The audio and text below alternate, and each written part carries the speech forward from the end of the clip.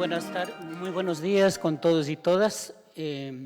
Quiero iniciar esta exposición al que he sido invitado, las personas de Xiña y de la Universidad UNED, que han tenido la amabilidad de abrir un espacio como este para poder compartir algunas ideas relacionadas a un tema actual, que es el tema de la educación superior y los conocimientos y saberes tradicionales o ancestrales, como generalmente se conocen.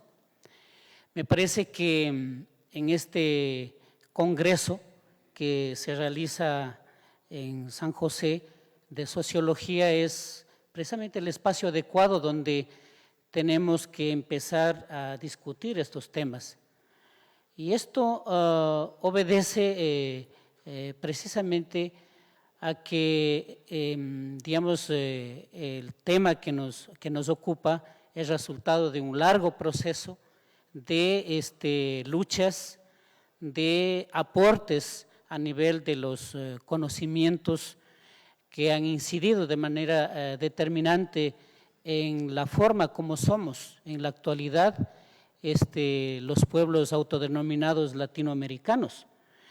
Y por otra parte, también en los niveles, diríamos, de cambios y de transformación que se han vivido en todo este lapso de los 500 años y particularmente de los últimos años, en el que enfrentamos una situación pues política, económica, social, ecológica grave, que hace que pongamos en entredicho varios de los fundamentos, ¿no es cierto?, de la cultura dominante, especialmente eurocéntrica, en búsqueda de alternativas de forma de vida, ¿no?, frente a al deterioro, ¿no?, y a la inviabilidad de un sistema político y económico como el que vivimos en la actualidad. En esa medida, quisiera plantear como referencia, y voy a hacer una exposición bastante general porque en la programación que se ha hecho de estos 2 días se va a tener el espacio y el tiempo suficiente para conocer ya experiencias concretas que posibilitarán profundizar en los temas que voy a dejar planteados. Entonces, en esa medida me parece importante tener en cuenta algunos elementos básicos de la reflexión sobre el tema de la educación superior y los conocimientos ancestrales. Una primera problemática que tenemos que tomar en cuenta es que en el proceso educativo, el proceso de educación de la educación superior, hay que tomar en cuenta que están atravesadas por relaciones de dominación que todavía están vigentes, es decir, las relaciones de colonialidad del poder, ¿no es cierto?, y también del saber.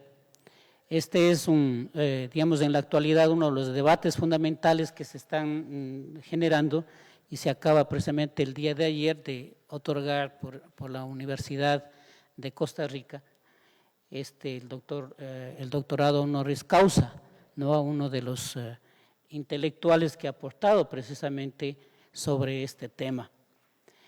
El otro aspecto importante es que hay que circunscribir el debate sobre los saberes y conocimientos ancestrales en el marco de la crisis mundial económica, política, ética y ecológica.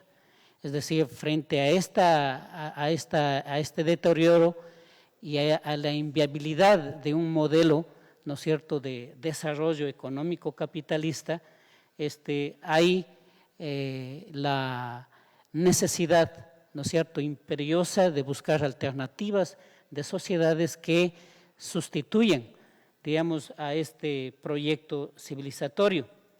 Por otro lado, hay que tomar en cuenta también la emergencia del movimiento indígena y campesino como actor político, tanto al nivel local como internacional. Esto ha posibilitado avances muy importantes, ¿no?, que se han dado fundamentalmente por la capacidad de organización de propuestas y de estrategias también de incidencia política, tanto al nivel nacional como internacional. Tenemos como resultado precisamente que los organismos al nivel multilateral han desarrollado diferentes instrumentos jurídicos y políticos que reconocen los derechos de los pueblos indígenas. En la mayoría de los países de América Latina, ¿no es cierto?, se han hecho reformas constitucionales o se han elaborado leyes específicas precisamente orientadas al reconocimiento de los derechos y lo que posibilita también un nuevo tipo de relación entre los pueblos indígenas y los estados nacionales. Haciendo, diríamos, en la actualidad como el cumplimiento de una fase de luchas orientadas, diríamos, a lo que es la lucha por el reconocimiento de derechos y estamos iniciando en la actualidad una fase de caracterizada, diríamos, por el ejercicio de los derechos, ¿no? Entonces, en esa medida, la participación, ¿no es cierto?, de esta responsabilidad no solamente es de los pueblos indígenas, sino de diversos actores, el Estado, de las instituciones estatales, y en eso me parece fundamental el aporte precisamente que deberían dar las universidades, que hay diversas expresiones que más luego lo voy a señalar, ¿no es cierto?, que se vienen desarrollando en América Latina de manera innovadora. Un elemento importante que hay que destacar es que en el ámbito de lo jurídico hay digamos, una ruptura con la visión tradicional positivista de la visión jurídica basada en el individuo para en la actualidad, ¿no es cierto?, iniciar un proceso de revisión de lo jurídico basado en el sujeto colectivo. Es decir, esto da origen a lo que es el pluralismo jurídico como una propuesta, diríamos, nueva, que requiere también de un trabajo importantísimo a desarrollarlo. Pero lo importante de esto es que en la actualidad hay un reconocimiento que en la década de los 70, 80 se desarrolló y que se ha logrado en la última década, que es el reconocimiento de los pueblos indígenas como entidades históricas y políticas, porque no somos solo un sector social, somos entidades históricas que buscan la participación, ¿no?, en el Estado como entes políticos con derechos propios. Esta nueva realidad jurídica y política también exige de un cambio al nivel de paradigmas, ¿no?, y de una elaboración también de digamos, epistemologías que permitan la elaboración de categorías para un conocimiento de esa diversidad. En esa medida se han generado nuevos paradigmas que no solamente han sido planteados por los pueblos indígenas, sino que en la actualidad es acogido por el mundo académico y por los diversos actores políticos al nivel internacional, como son los temas de la interculturalidad, de la plurinacionalidad, el summa causa y el buen vivir, etcétera, ¿no? Que ha generado todo un movimiento que está planteándose, digamos, la elaboración de una propuesta epistemológica para plantear un modelo de sociedad, ¿no es cierto?, desde el sur, basado precisamente en los saberes y conocimientos de los pueblos indígenas. Esto me parece que es importante tomar en cuenta en el análisis, inclusive como elementos que deben ser tomados en cuenta para ver cuál es el avance que estamos teniendo en la educación superior en relación a los conocimientos y saberes de los pueblos indígenas. Existe también un debate con respecto al tema que nos ocupa, con respecto al asunto de si los conocimientos de los pueblos indígenas son tradicionales, son ancestrales o son conocimientos también científicos. Al nivel de la filosofía, por ejemplo, Como ustedes saben, a nivel de Latinoamérica, hace 3 décadas atrás todavía no se pensaba que había un pensamiento y digamos, una filosofía latinoamericana siquiera. Y, digamos, peor aún, sustentar la idea, ¿no es cierto?, de que hay un pensamiento, unos saberes, una filosofía indígena. Creo que en la actualidad eso también ha ido superándose, pero los pueblos indígenas han preferido, porque hay diversas posiciones, unos que plantean que también nosotros en la antigüedad teníamos ciencia, porque de lo contrario, ¿cómo se explica que se hayan hecho obras de infraestructura tan grandes que se han perennizado hasta la actualidad? ¿No es cierto? Por ejemplo, la red de caminos que fueron, digamos, casi el doble de lo que fueron los caminos del Imperio Romano, se realizó en lo que fue el Tahuantinsuyo, ¿no es cierto?, la construcción de las grandes pirámides, etcétera, etcétera. Estas, además de las ingenierías relacionadas al tema de hidráulicas, diríamos, para la cuestión de los sistemas de riego y de cultivo, etcétera, todos estos elementos pues muestran que hubo un pensamiento sistematizado, ¿no? No solamente, como se ha dicho generalmente, digamos que eran culturas salvajes con algunos niveles de conocimiento más domésticos, sino para poder impulsar, digamos, procesos de gran envergadura. En esa medida, se ha preferido hablar, incluso para hacer una diferencia con respecto a la idea, diríamos, del conocimiento como verdadero, como ciencia, hemos preferido hablar más bien como, digamos, conocimientos y sabidurías, ¿no?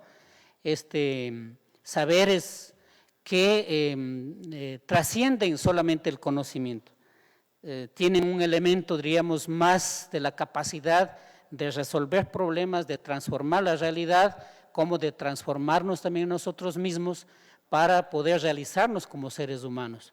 Esta idea se aproxima más a la idea, ¿no es cierto?, del summa causa, es decir, de la vida plena, ¿no? Entonces el conocimiento o los saberes no son meros conocimientos, no son meras tecnologías, son formas, ¿no es cierto?, de vida, de vivencia relacionadas con la naturaleza, ¿no?, que son las que se valoran, diríamos, a nivel de los pueblos indígenas.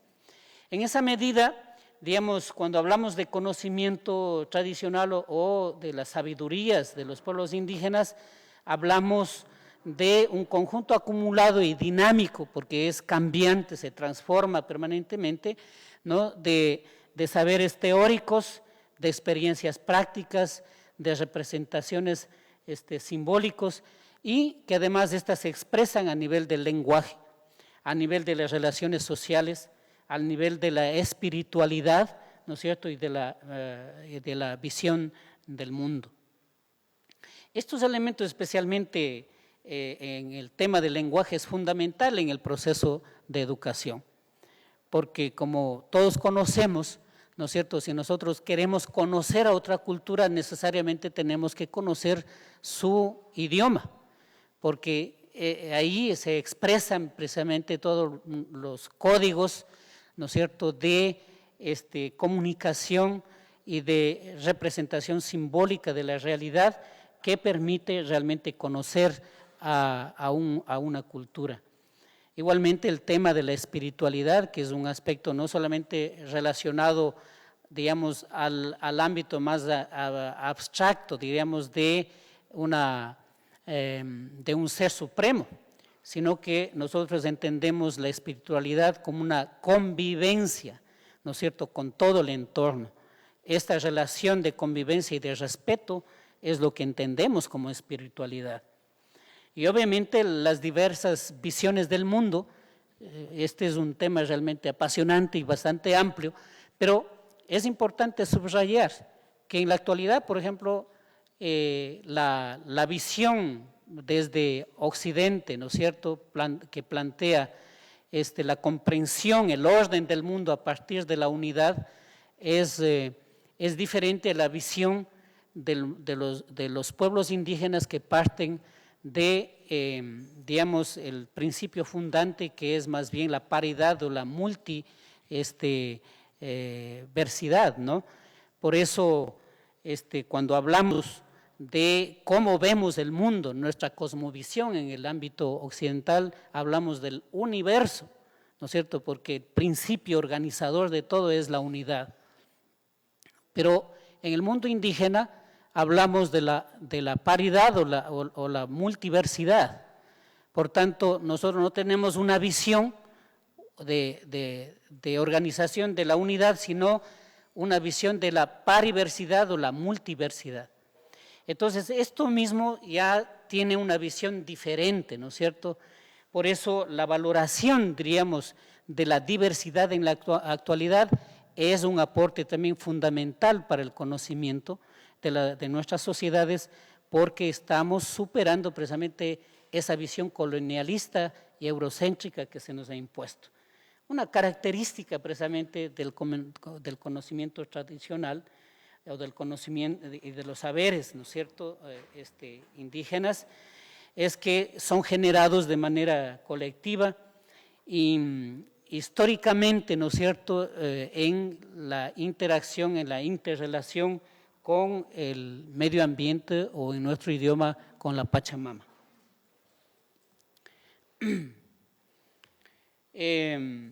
Entonces, podríamos un poco resumir diciendo que los conocimientos ancestrales son conocimientos específicos, ¿no es cierto?, sobre el medio natural y la gestión que se realiza sobre ella.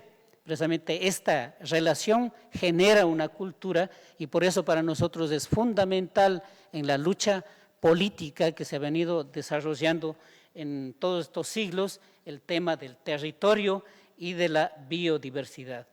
También las formas de gobierno y de convivencia, ¿no? Porque precisamente en un territorio tiene que existir un gobierno que posibilite la reproducción, diríamos, ¿no?, de las condiciones materiales para reproducir la cultura.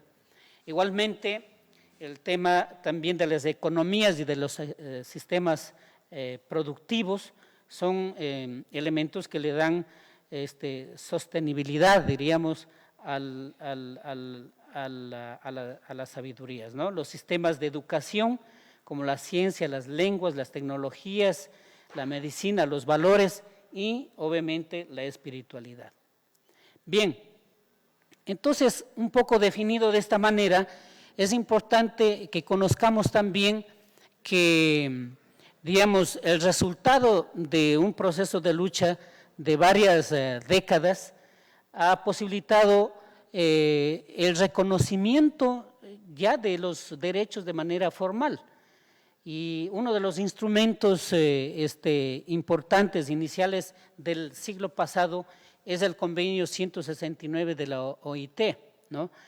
En el que podemos observar que este reconocimiento hace relación a que los gobiernos deben reconocer el derecho de los pueblos indígenas a crear sus propias instituciones y medios de educación, siempre que tales instituciones satisfagan las normas mínimas establecidas por la autoridad competente en consulta con los pueblos indígenas. Deberán facilitarles los recursos apropiados con tal fin. Es decir, desde el año de 1988, donde en realidad inicia un proceso también de reconocimiento y de institucionalización de las propuestas educativas de los pueblos indígenas en la región, se inspiran precisamente en este instrumento legal. Ahora, se han creado, diríamos, esta es también una reflexión que debemos hacer, realmente se ha posibilitado la creación de las propias instituciones y los propios medios de educación de acuerdo a las tradiciones y costumbres de los pueblos indígenas. Se ha otorgado los recursos necesarios para que éstas puedan funcionar. Son aspectos que debemos observar y quizás ya en en las exposiciones que se van a tener en estos 2 días podamos profundizar sobre estos aspectos. Los programas y servicios de educación deben regirse por los siguientes principios, dice el convenio 169. La cooperación, es decir, los programas de educación tienen que ser elaborados en cooperación con los pueblos indígenas. Deben responder a sus necesidades. Se debe formar el talento humano, ¿no es cierto?, con pertinencia cultural.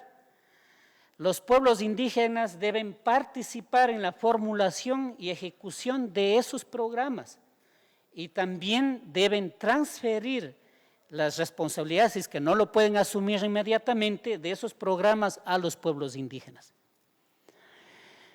Yo creo que en estos últimos 20 años se han hecho esfuerzos importantes, ¿no?, en ese sentido. En algunos países incluso logramos, podríamos decir, realmente una autonomía con respecto a la educación orientada a los pueblos indígenas. Pero creo que en esta última década hemos retrocedido en ese aspecto, por los problemas precisamente de homogenización de la educación, ¿no es cierto?, básica y universitaria, por los procesos de evaluación, en los que no se contempla, ¿no es cierto?, indicadores basados en las culturas indígenas para que podamos impulsar incluso propuestas basadas en la interculturalidad. Otro instrumento importante que hay que tomar en cuenta es el convenio de biodiversidad biológica, especialmente en el artículo 8, literal J, aprobado en 1992, donde se expresa lo siguiente: los estados parte respetarán, preservarán y tendrán los conocimientos y mantendrán los conocimientos, las innovaciones y las prácticas de las comunidades locales que entrañen estilos tradicionales de vida pertinente para la conservación y utilización sostenible de la biodiversidad. Aquí hay ya un aporte fundamental sobre el tema de los saberes y conocimientos indígenas. Hay, digamos, al nivel de Naciones Unidas, se plantea la importancia, ¿no es cierto?, de la inclusión de los saberes y conocimientos indígenas precisamente en la perspectiva de lograr el desarrollo sostenible. Cómo esto se ha incorporado, ¿no es cierto?, en realidad en los sistemas educativos es un tema a evaluarse, porque en realidad hay diversas iniciativas que se han venido trabajando, yo diría en términos generales, de acceso de la población indígena a la educación superior, pero no de la incorporación de los saberes y conocimientos en el sistema educativo. Hay varios también convenios de la UNESCO, la Declaración Universal sobre la Diversidad Cultural, por ejemplo, en la que se plantea que se reconocen que los sistemas de conocimientos tradicionales son parte integrante del patrimonio cultural de la humanidad y que es un imperativo ético protegerlos y promoverlos. Y el convenio para la salvaguardia del patrimonio cultural plantea que se figurarán, esto es para los gobiernos, las medidas encaminadas a su identificación, documentación, investigación, conservación, protección, promoción, mejora y transmisión, ¿no?, particularmente mediante la educación formal y no formal y la revitalización de los saberes y conocimientos indígenas. Entonces, este convenio, que es un mandato, como en realidad, ¿no es cierto?, se ha hecho los esfuerzos a nivel de las universidades en América Latina para que éstas puedan ser, digamos, incorporadas, ¿no? Y finalmente, la Declaración de la ONU sobre los derechos de los pueblos indígenas, en el artículo 14, numeral 1, dice: los pueblos indígenas tienen derecho a establecer y controlar sus sistemas e instituciones docentes que impartan educación en sus propios idiomas, en consonancia con sus métodos métodos culturales de enseñanza y aprendizaje, ¿no? Les debo decir que en la actualidad hay una referencia realmente muy negativa.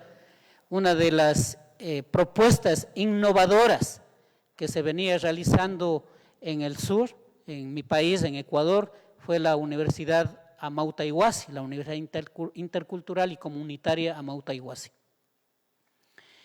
Esta se creó mediante ley, pero obviamente por los problemas de acceso a los recursos y el Estado también por su facilidad de no comprometerse con la educación superior indígena, se aprobó por ley, pero como una universidad privada. Y en el gobierno actual, que es un gobierno que se autodenomina revolucionario, la cerró, ¿no?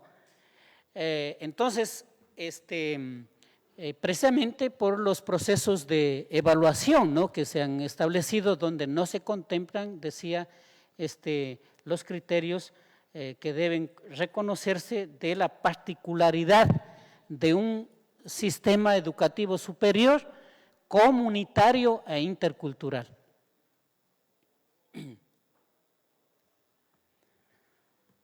Entonces, en este marco, digamos, tanto político como legal, podríamos decir de manera general que hay algunas iniciativas importantes, innovadoras importantes. La primera diríamos que es la propuesta más antigua, que es la de la educación bilingüe e intercultural. Esta al nivel de la educación primaria, ¿no?, secundaria, que ha tenido pues ya casi 25 años, en algunos casos 30 años de vigencia, pero que hasta la actualidad, o sea, no ha logrado consolidarse precisamente por los problemas relacionados a la manera como deberían incorporarse los saberes y conocimientos indígenas, porque como una propuesta pedagógica, ¿no es cierto?, de enseñar a través de las lenguas propias los saberes, digamos, los conocimientos, digamos, de la cultura dominante, eso sí ha ocurrido en la educación bilingüe intercultural, pero que sea una educación de los pueblos indígenas para su propio fortalecimiento, para el fortalecimiento de su propia identidad, esto todavía es un asunto que no se ha ido consolidando. Hay también programas de educación, especialmente universitaria, orientadas a los pueblos indígenas para facilitar el acceso a la educación y a la conclusión, digamos, de esa educación. Estos son de los programas más amplios que existen. Es decir, simplemente consiste en darles una beca de estudios, ¿no?, que lo dan los gobiernos o los dan las mismas universidades, pero nada más que eso, para que tenga acceso a la universidad. Hay también programas que son concertados entre las universidades y los pueblos indígenas para responder a necesidades específicas.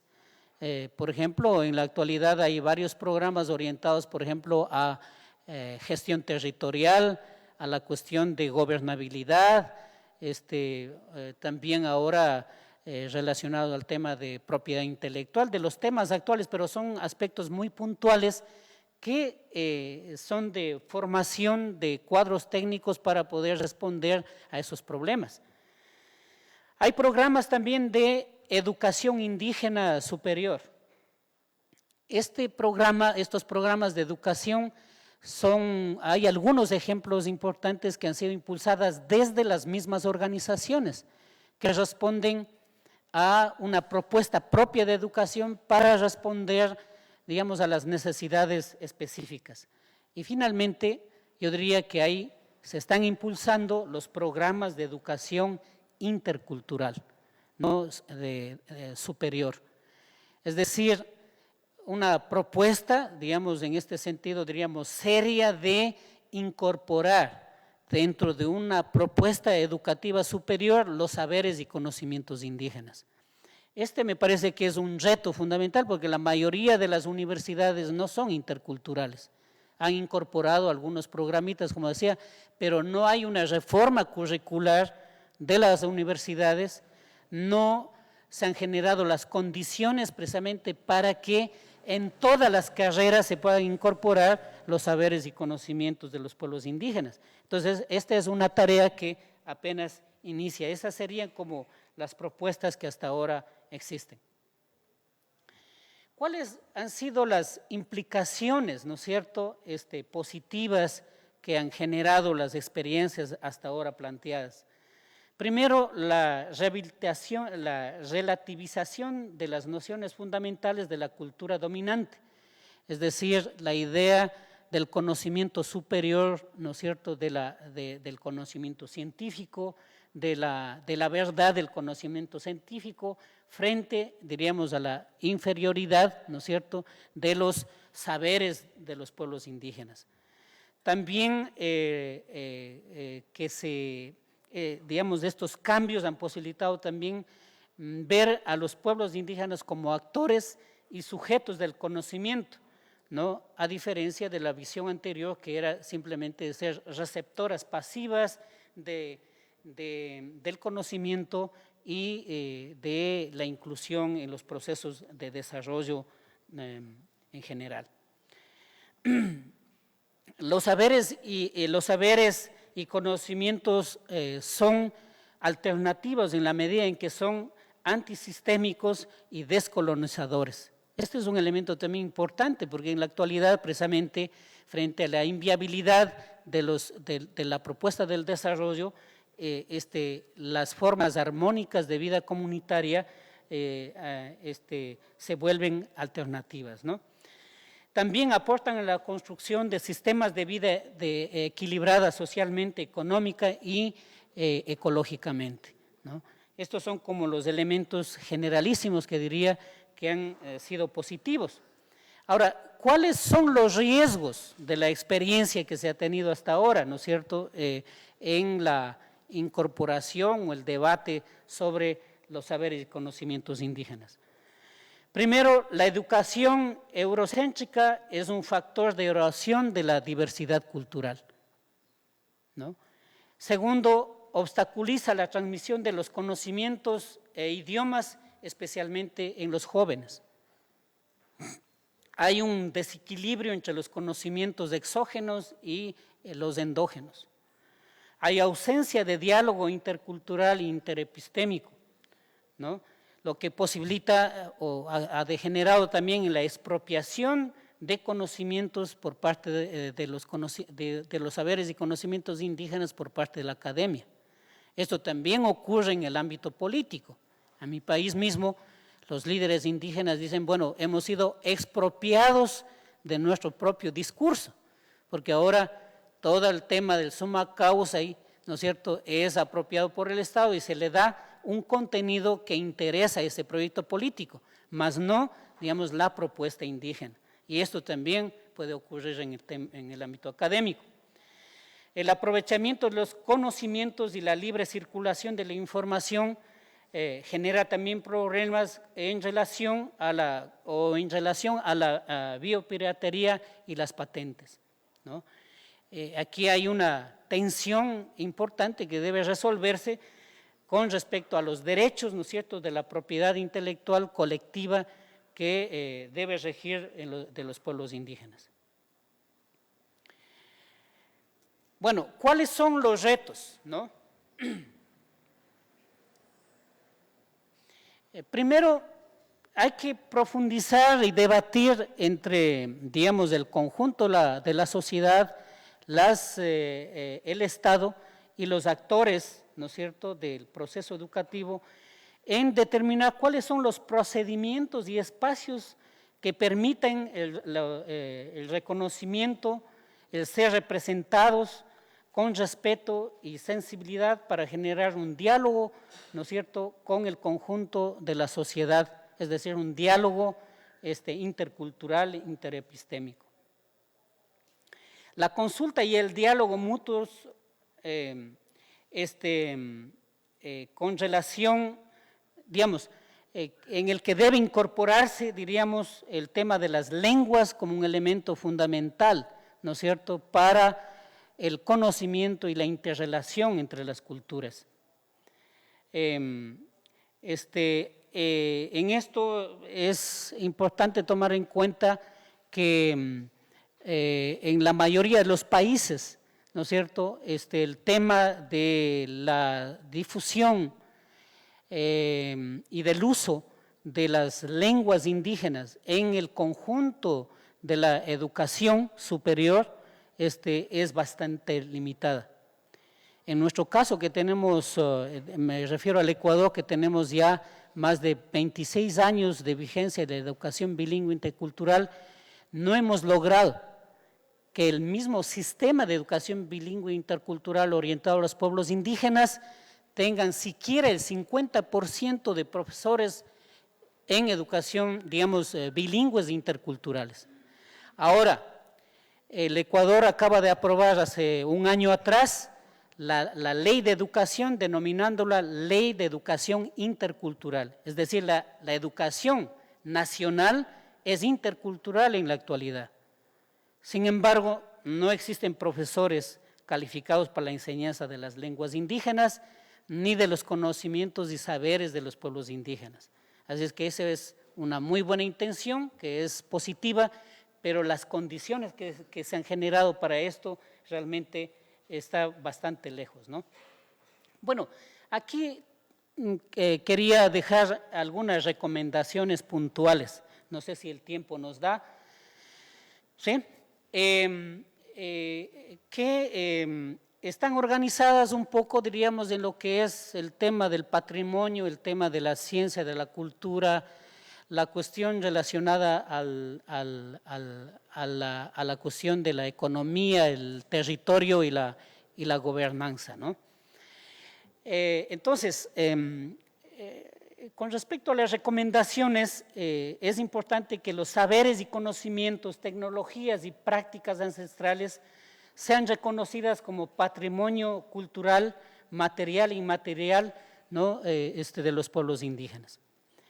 Este es un ejercicio que debemos hacer porque es la manera como podemos preservar también, ¿no es cierto?, estos conocimientos para que no sean utilizados o apropiados, diríamos, para uso comercial, ¿no?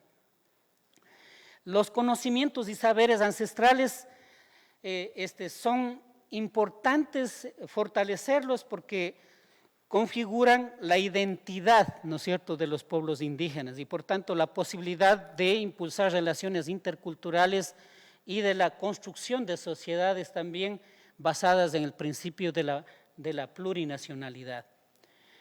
Hay que promover también la apertura a metodologías y prácticas educativas propias de los pueblos indígenas, ancestrales, ¿no? En esto creo que nos ayudará mucho en el espacio que le va a tocar a Badio Green, precisamente que desarrolló toda una propuesta que él denomina la pedagogía, por ejemplo, de la madre tierra, ¿no?, que vamos a tener la posibilidad de escuchar, y hay varias propuestas innovadoras que son realmente muy distintas, ¿no es cierto?, diferentes a las que se vienen dando en la academia, porque partimos precisamente de que el estudiante, ¿no es cierto?, no es un receptáculo de información y conocimiento, sino es un actor del conocimiento. Por tanto, en esa perspectiva hay que desarrollar estas metodologías. Promover la investigación y sistematización para la construcción de una ciencia propia. Este es un tema también de debate muy fuerte, ¿no?, como ya habíamos dicho al inicio. Pero primero es importante trabajar en la investigación. Y esto es un apoyo importante que pueden dar las universidades a los pueblos indígenas. Pero hay que evitar que esto sea apropiado por la academia, para que haya un diálogo realmente intercultural. Eso implica que los pueblos indígenas tienen que tener sus investigadores y las universidades tienen que ayudar a formar a sus investigadores para que los saberes y conocimientos indígenas puedan tener la posibilidad de estar en igualdad de condiciones en ese sentido, ¿no?, para generar un diálogo interepistémico.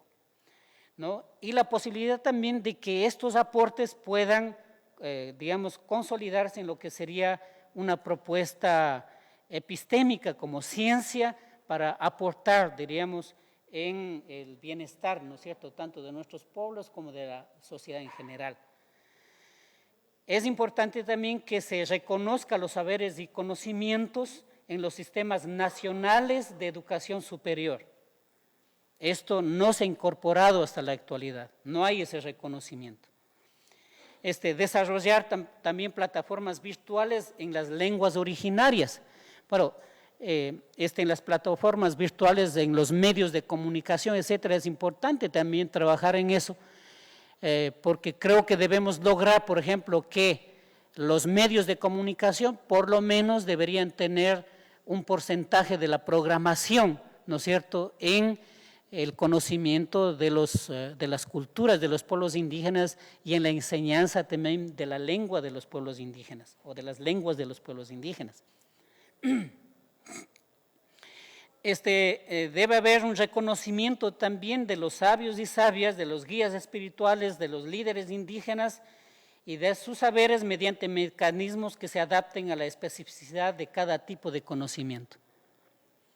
En la actualidad, pues, estamos desarrollando, digamos, o generando una sociedad basada en la competencia y en el mérito, ¿no?, de las credenciales académicas, la meritocracia.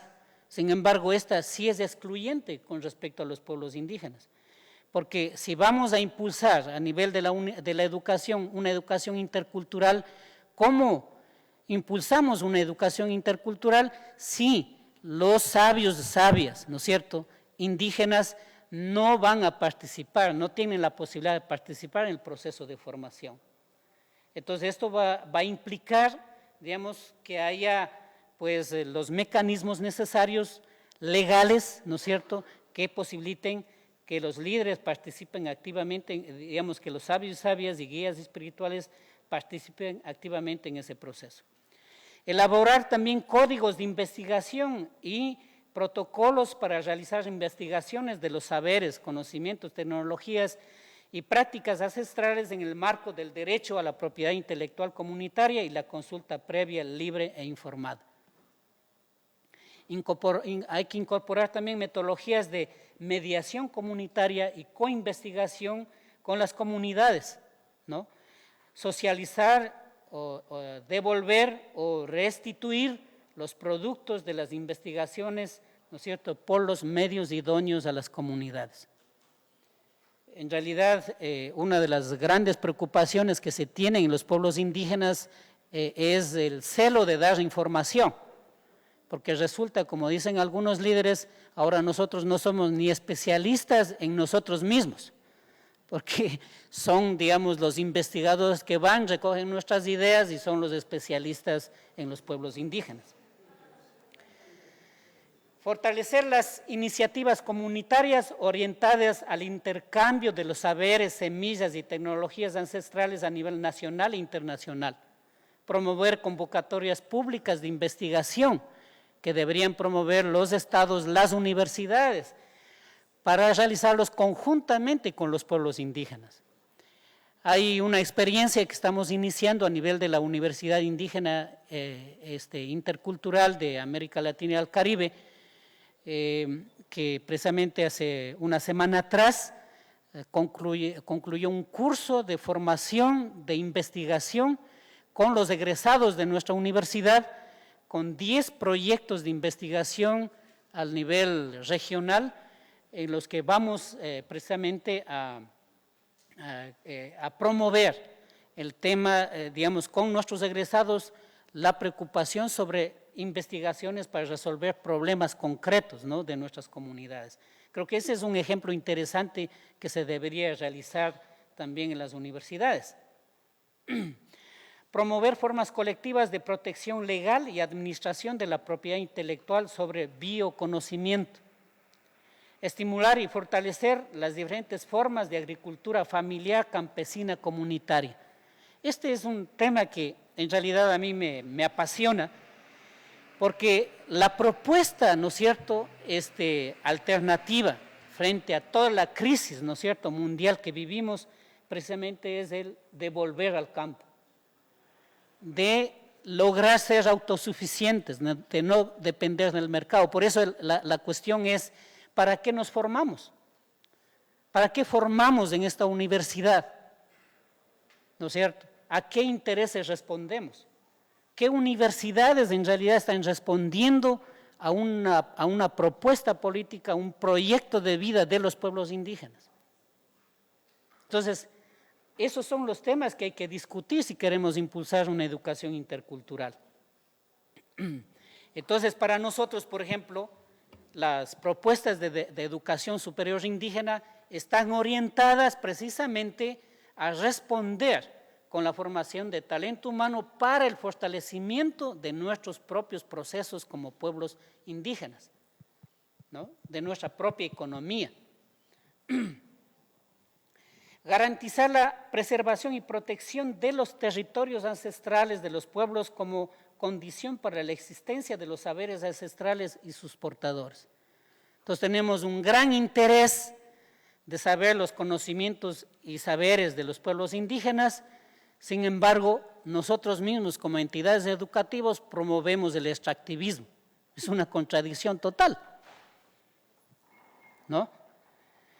Promover la elaboración y realización de sus planes de vida, es decir, en los pueblos indígenas, con criterios de pertinencia histórica, cultural y orientados al summa causa, o en español conocido como buen vivir, que asegure la reproducción de las diversidades bióticas y culturales. Y finalmente, fortalecer las formas organizativas comunitarias de los pueblos y nacionalidades indígenas en el marco del libre ejercicio de los derechos colectivos. Y este punto, yo diría, conjuntamente con el tema territorial, para mí son los más importantes, porque sin territorio los pueblos indígenas no pueden existir. Y la forma como podemos desarrollar y fortalecernos como entidades históricas y culturales, ¿no es cierto?, es a través del pleno ejercicio de nuestros derechos, que ya afortunadamente han sido reconocidos tanto al nivel nacional como internacional. Por tanto, estos son como, digamos, algunas ideas generales de recomendaciones, pero que en realidad son también retos importantes que tenemos en el camino que encarar. Muchas gracias.